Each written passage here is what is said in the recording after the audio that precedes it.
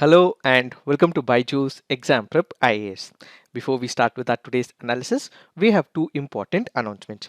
The first announcement is in reference to the free workshop which will be conducted on our BYJU'S Exam Prep application. Please do tune in on 11th of June at 6 p.m. This session will be handled by Samad Mehraj sir.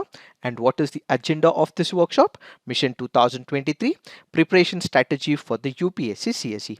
All that you have to do is follow the link given in the description box, download the application, and you should be giving some necessary information and you would be able to attend this free IAS workshop exclusively on our application. Remember, this happens to be a free workshop and is exclusively available on our BYJU'S exam prep application. The next announcement is in reference to Target Mains 2022. UPSC Preliminary Examination is the first part of the Civil Services Examination. To help you clear your Civil Services Preliminary Examination, we did have the crash course on our YouTube. To help you further achieve your mains as well, what we are coming up with is called as the Target Mains 2022, which is scheduled to be conducted from June 13th, and this will be a live program from 7:30 p.m. This will be 3 months of intensive revision and practice program which will be engaged by some of the distinguished faculty of the BYJU'S, and please do note this is exclusively available on the BYJU'S exam prep application. So what is that you're waiting for? Download this application and fall in love with our teaching. Let's get started and look into the first article. The first article says the Indian patent regime and its clash with the US norms. Let us try and understand what is this article all about. We have one of the reports called as the Special 301 report. What is this report all about? This is prepared annually by the Office of United States Trade Representative. What does this report include? Basically, you have United States of America and its companies which also work and does business activities in multiple other countries. These companies will also have their own inventions. These companies will also have their own advanced mechanics as well. In case there is a particular company working in one of the countries, and if that country does not respect the intellectual property regime of the company of United States of America, that is when it will be assumed as the barrier in United States of America, and such countries will be kept under the watch list. So basically it identifies all the trade barriers with respect to United States of America's companies and products with respect to intellectual property law.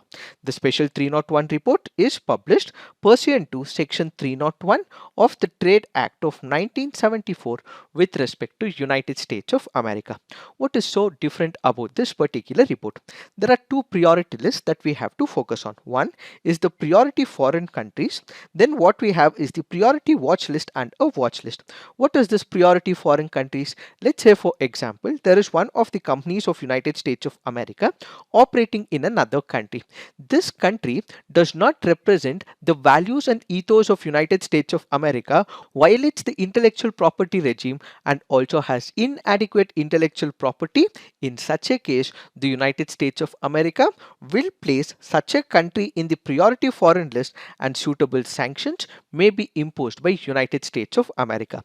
So for those countries where the United States of America's companies are operating, where they do not respect the intellectual property regime, they have inadequate rights, these are the ones where sanctions will be imposed by United States of America. Then we have something called as the priority watch list. These are the companies where if they are present in a particular country, they do have the intellectual property regime, but they are not in line with the United States of America. So this basically means there are some issues with respect to the intellectual property law. Only few issues will have to be sorted out, and that is when it will be put as part of the priority watch list. So if it is priority foreign countries, they will be watched, sanctions will be imposed. But if it is priority watch list or watch list, there are only few concerns with respect to this particular country, and United States of America constantly views if they are able to keep up to the promises made by that particular country. What is the present context? We have the United States of America, which has now placed India and other countries on the priority priority watch list with respect to IT protection and enforcement. As part of the assignment, you have to put on the comment section which are these priority watch list countries. Currently, we have India and other countries, but which are these other countries? Please put them on the comment section. What does the report say? According to this report, it says that India was one of the most challenging major economies as far as IP protection and enforcement is concerned. So basically, the laws, the policies, practices that protect the rights must be appropriately balanced with the interest of the creators as well as in the country that they are operating. So what does United States of America says? When there is a company, the company also puts in a lot of money. It also has the creators as well, and at the same time you also have a country. The country will also have its own socio-economic goals. Both these will have to be balanced, but if it is mostly in tilt towards the country and not towards that particular creator or the innovator or that company, in such a case the balance is not present, and as a result what we have is the intellectual property regime which is getting violated, says the United States of America. So United States of America says that since the balance is tilted towards the country and not towards the innovator and the company, this ultimately means that it hurts the US economy, the dynamism of the American innovators, and ultimately the livelihood of those workers who are working in United States of America. So what are the concerns voiced by United States of America? It says among the issues raised in the report are India's inconsistencies regarding patent protection, including concerns about what can be patented, waiting time for the obtaining patents, burdensome reporting requirements, also doubts about data safety. These are some of the concerns with respect to United States of America as voiced under Special 301 report.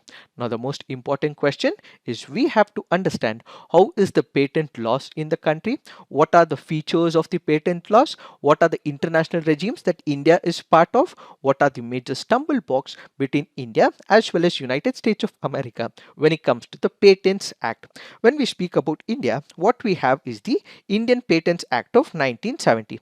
There have been major amendments as well. One of the major amendments also happened in the year 2005.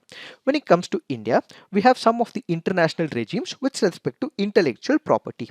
India is part of these international regimes as well. Which are those? India became a party to the trade-related aspects of intellectual property rights agreement following its membership to the World Trade Organization in 1995.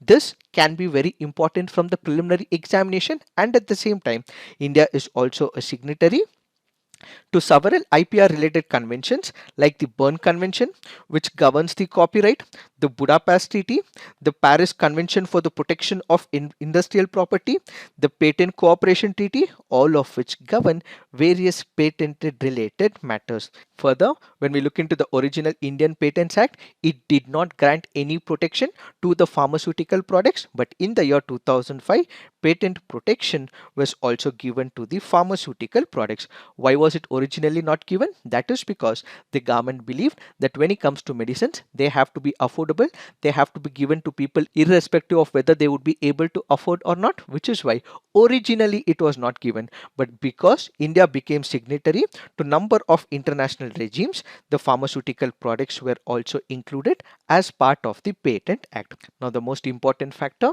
is that we understand the main points of contention between India and United States of America with respect to the Indian Patent Act. What exactly happens in a patent? For example, there is a company or an individual who's found out something unique. It happens to be an innovation. So for a specific period of time, let's say about 20 years, this person is given exclusive right for the production of that particular product. But what exactly is present in the Indian Patents Act? We have one of the sections called as Section 3. According to this section, there are some exemptions as well where patents cannot be given to certain products and process. Ideally, if there is a new invention, there is a new prototype, that company or an organization or an individual will get the patent which is created for an exclusive period. But there is an exemption under Section 3 which is given in the Indian Patents Act, which says that for certain inventions, patents cannot be given. So what are those? Any invention which is frivolous or which claims anything obviously contrary to well established natural laws. So in case there is an invention which is against the natural laws, that will not be given the patent. Any invention, the primary or intended use of which would be contrary to law or morality or injurious to public health, such will not be given the patent. Let's say for example they come up with a new cigarette, or this will even spoil the health parameters. In such a case, this will not be given the patent. The mere discovery of a scientific principle or the formulation of an abstract theory, what do we mean by it? We know for the fact that there is something called as gravity. For discovering gravity, they would not be provided patent. We would look into this particular parameter later. Then we have a substance obtained by mere admixture, resulting only in aggregation of the properties of the components, thereof a process for producing such substance. What exactly happens? Let's say for example, there is one of the medicines for cold. There is another medicine for the fever. This particular company, what does it do? It takes the mixture of cold and fever tablets together. It has the chemical properties. It mixes both together and it comes up with a new product saying that we have come up with an invention. Will it be given a patent? No. So admixtures will not be given the patent. The mere arrangement or rearrangement or duplication of known devices, each functioning independently of one another in a known way, that will not be given the patent. Let's say for example, you have your CD drive in your laptop. This was on the right side. But what do? Instead of bringing it on the right side, you come up with a new innovation. You say that we have placed the CD drive on the left side. Is this an innovation? No. So mere arrangement or rearrangement will also not be given the patent. A method of agriculture or horticulture will not be given the patent. Any process for the medicinal, surgical, curative, prophylactic or other treatment of human beings or animals or plants to render them free of disease or to increase their economic value will not be given the patent. Plants and animals in whole or any part thereof other than the microorganisms will not be given the patent. A mathematical or business method or a computer program will not be given the patent. A literary, dramatic, musical or artistic work or any other aesthetic creation whatsoever, including cinematographic works and television productions, will not be given the patent, but this instead falls under the copyright. A mere scheme of rule or method of performing, mental act or method of playing game will not be given the patent. A presentation of information will not be given the patent. Topography of integrated circuits will not be given, and let's say traditional knowledge will also not be given part of patents as well. What is this traditional knowledge? Let's say for example, we have turmeric. Turmeric can be used as an antiseptic. This cannot be given what is called as the patent, says this law. And inventions relating to atomic energy will also not be given patent law. But what are the differences between India and United States of America? The mere discovery of any new property or news for a known substance or of mere use of a known process, machine or apparatus, unless such process results in a new product or employs at least one of the new reactant. What do we mean by it? Let's say for example, there is one of the companies. This company has come up with its own innovation. This innovation is given an exclusive right for about 20 years. But after a considerable period of time, let's say for example, at 19th year, this company will bring a change in the process and will again apply for the patent, which means it is asking for the exclusive right for another 20 years. So this particular clause clearly goes on to say that if it is only the change in the process, you're trying to bring a basic change in that particular mechanism, that will not be provided the patent, says this particular section, which is section 3 of D of the Indian Patents Act. So basically this is introduced in this particular act basically to safeguard against frivolous inventions and also to prevent evergreening of the patent. So basically United States of America is against this initiative, is against this particular section, against this clause, primarily because it believes that even if there are changes that are introduced to that particular product, which is even mere in itself, such should be provided patenting says United States of America. Not only that, it is also against compulsory licenses as well. So United States of America has two issues. One is with respect to the mere discovery of new property or to the known substance, the other being the compulsory licensing. However, with this report, it has also acknowledged that there are some positive signs with respect to the Indian Patent Act. The report had highlighted some positive steps taken by India in the recent past, such as accession of the World Intellectual Property Organization, Performances and Phonograms Treaty, and WPI Copyright Treaty, collectively known as the WIPO Internet Treaties in 2018 and the NICE Agreement in 2019. Since India is part of all these treaties, United States of America says that this is good because India is accepting the international regimes, and India and United States of America in the near future will have to continue engage on the intellectual property matter and should settle these issues amicably, especially through the trade policy forums. Intellectual property working group is what is this article all about. So basically there are some concerns which are voiced by United States of America, which is why India is placed under the priority watch list, and it asks India that we have to coordinate in the near future so that all these issues are settled amicably. It is this that we have to understand with respect to this article. Now let's look into the next article. This article says, is tying the knot a way to untangle even grievous cases? Let us try and understand what is this article all about. There were two decisions given by the Supreme Court of India in the recent past making use of the extraordinary powers under Article 142 of the Indian Constitution. What is this special power? What is this Article 142? Has been discussed recently in our big news. Kindly look into it. So in brief, Article 142 of the Indian Constitution gives extraordinary powers to the Supreme Court to do complete justice to that particular petitioner in case they have suffered injustice during the proceedings. So this happens to be the extraordinary power given to the Supreme Court of India under Article 142, where they would be able to deliver justice to the petitioners in that particular case. What are the two recent Supreme Court judgments that we are speaking about? Recently, there was one of the cases. What exactly happened? There was a man who attempted to kill another person, that is an attempt to murder. Charges were enforced on him, were booked on him, and ultimately this person was booked under section 307 of the Indian Penal Code. So what do we have? We have an aggressor who happens to be the person who wanted to kill another person. Then we also have the victim as well. Over a period of time, this aggressor also gets married to the victim's sister. So it is in this particular backdrop, it goes to the Supreme Court of India, and ultimately the Supreme Court of India accepts for the compounding of the offense. Why? That is because the aggressor happened to marry the victim's sister in order to make sure that there is peace in that particular region. The locality wants peace in that region. They enter into a compromise, and therefore the Supreme Court allows for the compounding of an offense. So what exactly happens? Ideally, this should have been treated as an attempt to murder. This person should have been booked for the charges. He should have been convicted. He should have been penalized. But this person enters into a wedlock with the victim's sister, and ultimately the entire society comes into picture. The society and the locality ask the Supreme Court for the compounding. So instead of penalizing this person, what does the Supreme Court do? The Supreme Court says, yes, we do allow the compounding, and ultimately allows for the compromise. This person had already served about 18 months in the jail, so it assumes that this is the imprisonment period, and ultimately let's go this person. This is one story.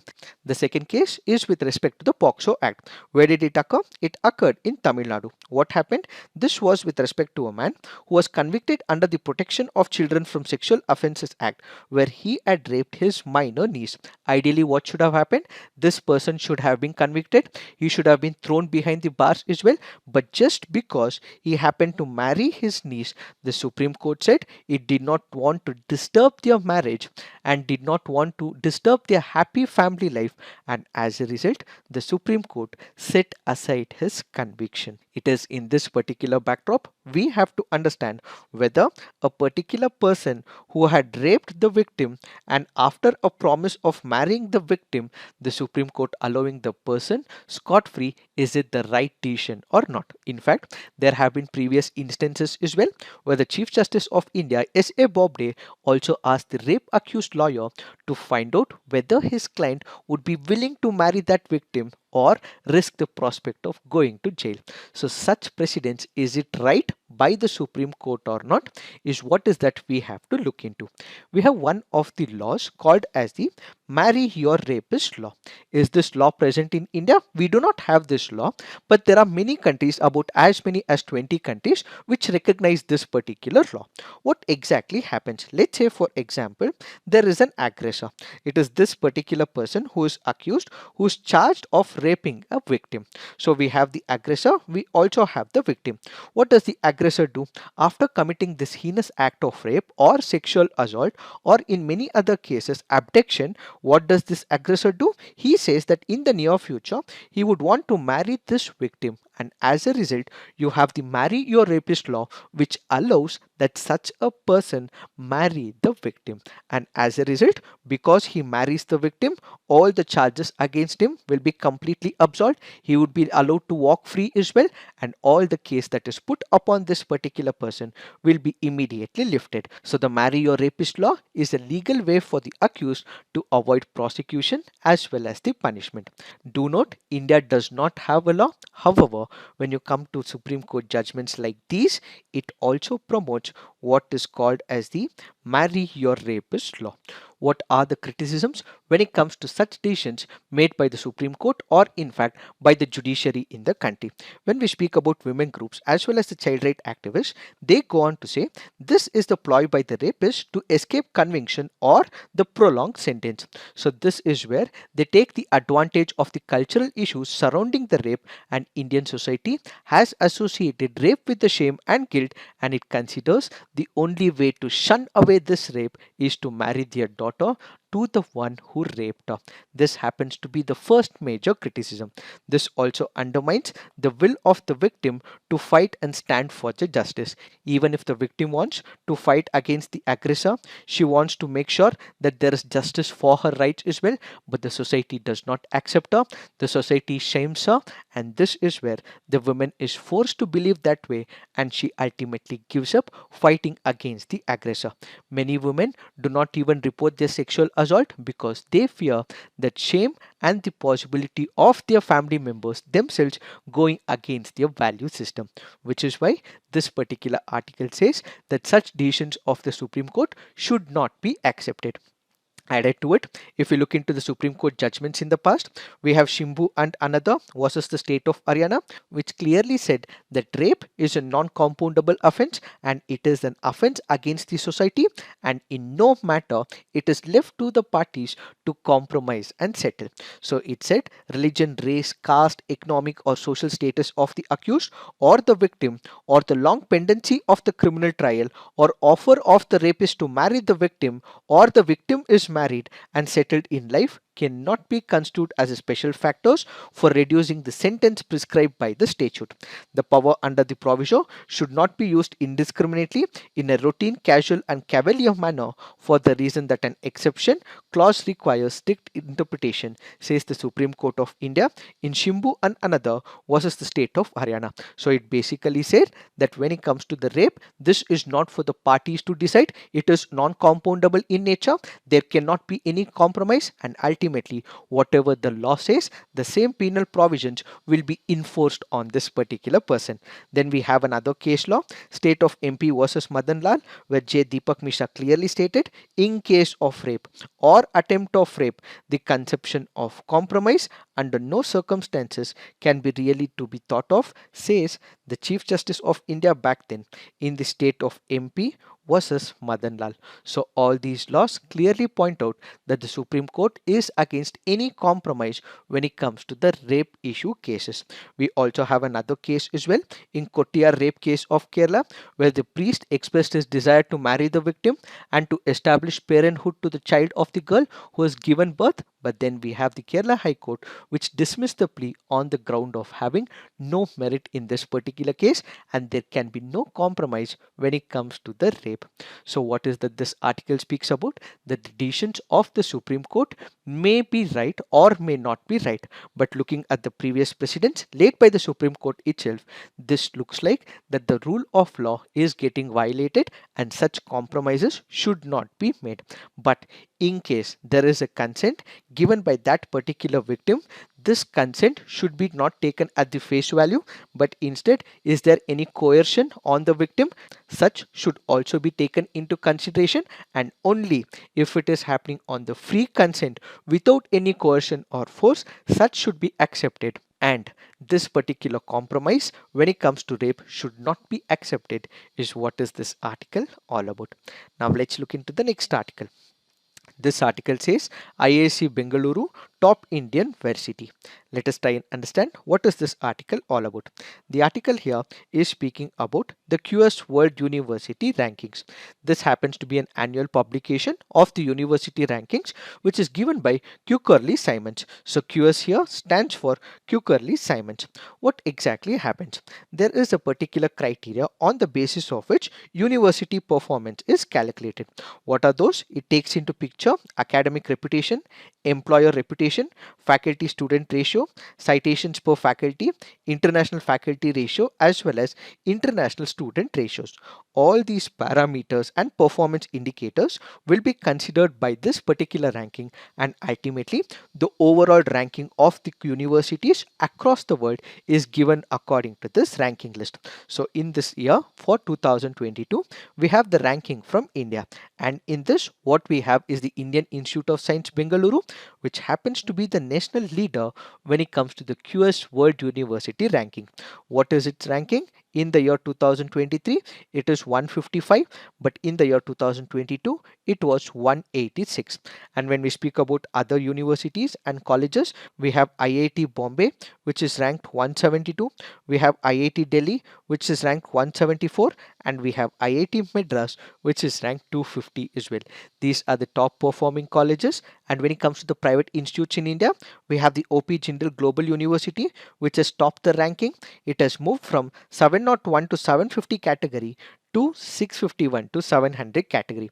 We also have many other universities like Manipal Academy, and we also have Amity University as well. They've all improved their ranking.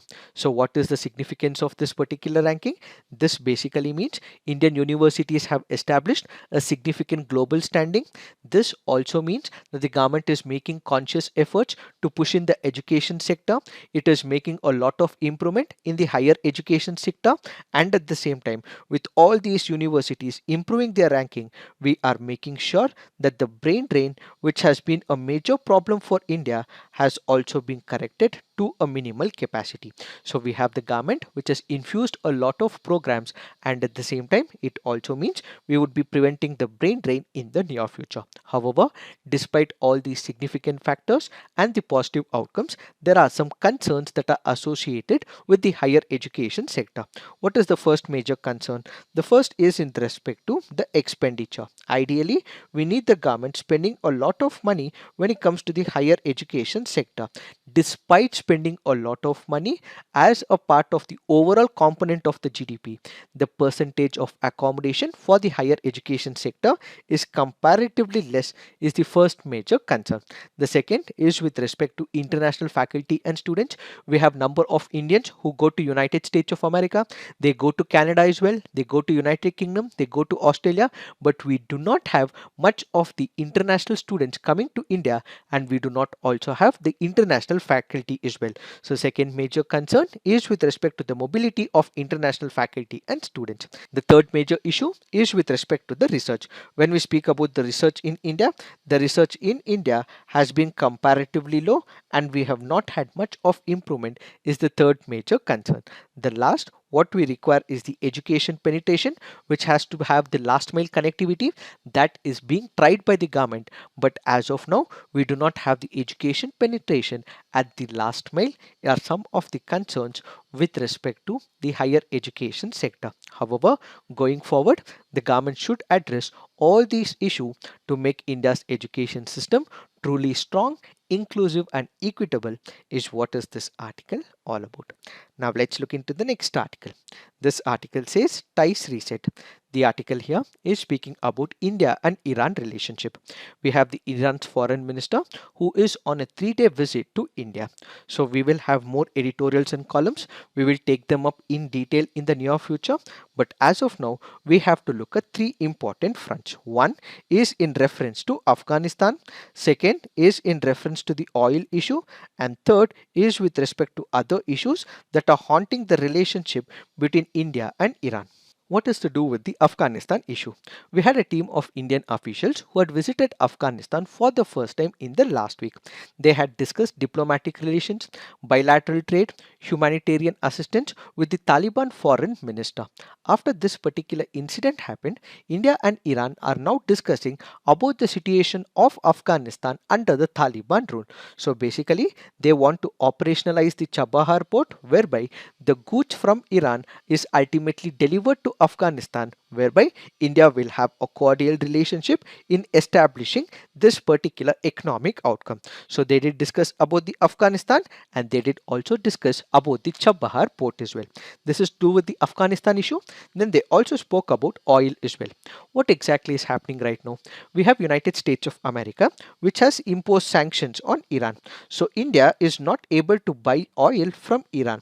As of now, we also have sanctions that are imposed on Russia as well. But in spite of the sanctions, India is able to import oil from Russia.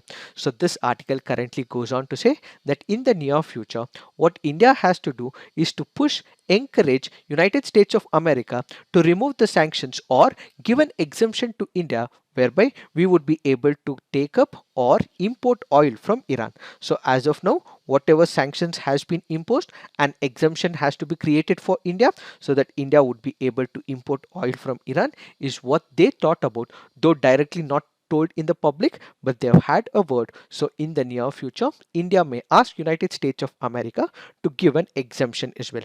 This is the second part, and the third is to do with India on the bilateral front. India and Iran also have a lot of catching up to do as well. Why? That is because of the sanctions imposed by United States of America, India is not able to have any transactions with Iran, and during this particular period, what Iran has been able to do is it has bettered its relationship with China. So basically, we have Iran which is looking up to China for the infrastructure investment, and when it comes to India and Iran's bilateral trade, it has also dropped to just over 2 billion for the year 2020 and 21 from 17 billion for the year 2017 and 18. In fact, India has also joined Israel India UAE US group as well, and this is also being portrayed as anti-Iran coalition. So India will have to speak up to Iran and ultimately settle all the differences with respect to this issue as well. But do note, we will have more editorials and columns in the near future because this happens to be a 3-day visit of the foreign minister of Iran. So we will take this issue in a comprehensive way. Now let's look into the next article. This article says Murray suspended after testing positive for the banned substances. What is this article speaking about? British tennis player Tara Murray has been provisionally suspended after testing positive for banned substances under the sports anti-dumping rules. What are these banned substances? One, it includes nandrolone metabolites. The other, it includes boldenone, and this happened during the WTA tournament in Colombia. Now, the important factor from the preliminary examination is you remember that nandrolone metabolites and boldenine happens to be an anabolic steroid. What is this anabolic steroid? Anabolic steroids include testosterone and lab-grown forms of testosterone. Doctors generally prescribe all these anabolic steroids, including nandrolone, to treat some of the illnesses and injuries. Let's say, for example, the burns, allergic reactions, or eye injuries, especially to the cornea. So these are given by the doctors generally to help people overcome the illness as well as injuries. But this is also taken by the athletes as well. So if it is consumed by the athletes, it is banned, and it is banned because this has been misused, as this will give a boost to the muscle as well as their performance, which is why it is banned as per the World Anti-Doping Agency. Added to it, we also have the boldenonone as well. This also happens to be an anabolic androgenic steroid. This is prohibited at all times to the athletes as well, and this basically increases the muscle mass and strength, which is why it is also banned by the World Anti-Doping Agency. So this can be very important from the preliminary examination point of view. So remember, nandrolone metabolites and boldenone happen to be anabolic steroid, which is banned as per the World Anti-Doping Agency. Now let's look into the mains practice questions. Discuss the salient features of the Patents Act in India and examine the stumbling blocks between India and USA on the intellectual property front. Next question. Judicial decisions allowing rape perpetrators to marry victims violate the principle of law. Discuss. So please write all your answers on the comment section. Peer review. Please do give positive feedback to your friend's answer, and in case you want to upload an image, you can visit our website BYJU'S Free IAS Prep, and you would be able to answer these questions, upload an image on our website as well. So this is it for today. Thank you for watching. All the best.